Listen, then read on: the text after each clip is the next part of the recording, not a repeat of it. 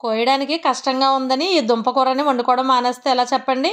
బంగాళదుంపని మించి బేషైన టేస్టు, ఈ శీతాకాలంలో ఎన్నో బెనిఫిట్స్ ఉండే ఈ సింపుల్ కంద రోస్ట్ రెసిపీని ఎలా చేయాలో చూసేద్దామా?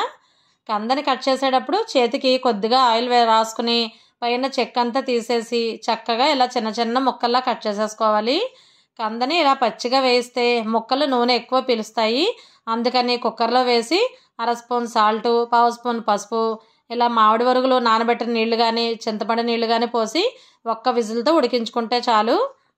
ఈ ఫ్రైలో చల్లుకోవడానికి మంచి టేస్ట్ ఇచ్చే కారం మసాలా రెడీ చేసుకుందామా? మిక్సీ జార్లో 1/2 స్పూన్ ధనియాలు, 1/2 స్పూన్ జీలకర్ర, కొద్దిగా సాల్ట్, 5-6 ఎండుమిర్చి వేసి గ్రైండ్ చేసి గుప్పెడి ఎండు కొబ్బరి ముక్కలు, 7-8 వెల్లుల్లి రేకలు వేసి ఇలా కోర్సుగా గ్రైండ్ చేసుకోవాలి. కందని ఉడికించాం కదా, తక్కువ నూనెతో వేస్తే ముద్దైపోతుంది. నూనె కొంచెం ఎక్కువగానే పోసి అస్తమానం మెదపకుండా అడుగున ముక్కలు ఎర్రబడ్డాయి అన్నప్పుడు తిరగేసి వేయిస్తే 2 నిమిషాల్లోనే కంద ముక్కలన్నీ తక్కువ నూనె పీల్చుకొని చక్కగా ఫ్రై అయిపోతాయి.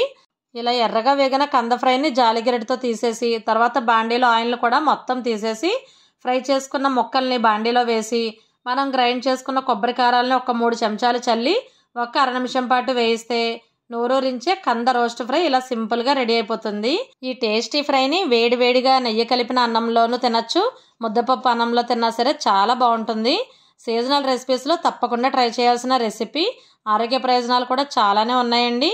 వీడియో నచ్చితే లైక్ చేసి మీరైతే కందని ఎలా వండుతారో కామెంట్ చేయండి.